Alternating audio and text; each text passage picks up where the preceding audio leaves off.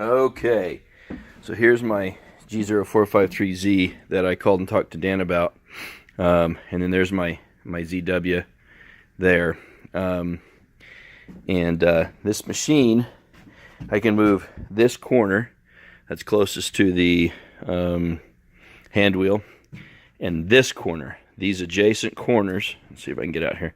These adjacent corners are the ones that are moving. These two are perfectly fine.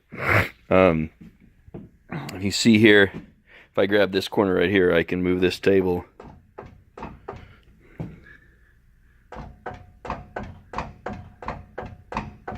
about a quarter inch, or about eighth of an inch. It's really hard to see when I'm wobbling the phone around.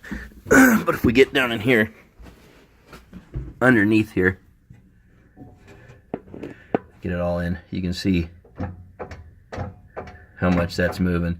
It's moving 118 thousandths across the corners. Oh, that's not going to do you any good, is it? I can really get in good there. And you can see that the bearing is moving up in the column away from the keeper there, away from that snap ring. And so, oh, that's even better. The nut is tight. Everything is tight to the screw, including the bearing. It's all moving as one big unit and moving everything around. And then this corner over here moves down when this one moves up.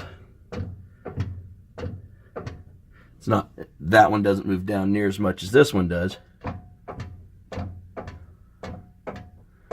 but that is what it's doing anyway. So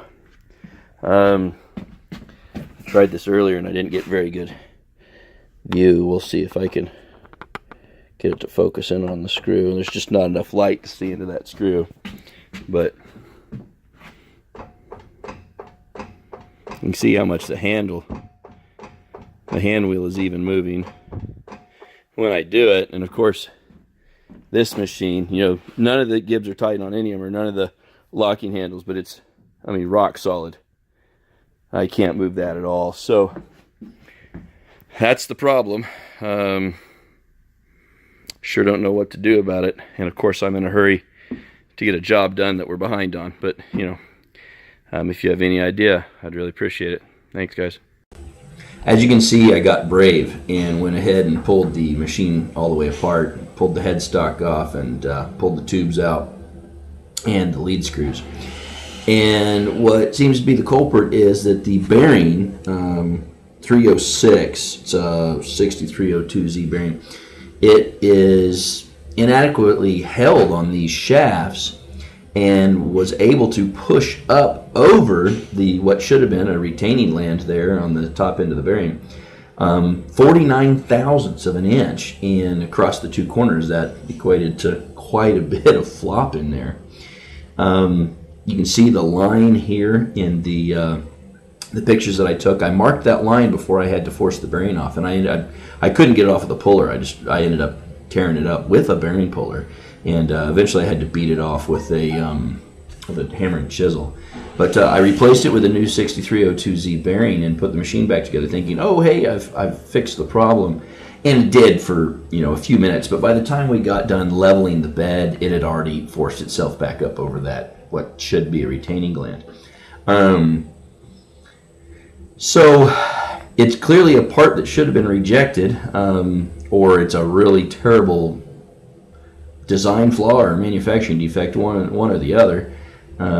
It's got a total size difference of only 15 thousandths between where it's ground, which is a very cobbled together grind, but between where it's ground and that rough material there's only 15 thousandths, and in fact it's non-concentric, so it's 0 on one side, or maybe 2 or 3 on one side, and 15 on the other side. So because it's non-concentric like that, it's very easy for the bearing to slip over that 0 and then just get, you know, wedged on like a big tire on a rim or something. So if you guys could get back with me and let me know what your thoughts are on the situation, I would really appreciate it. Thank you.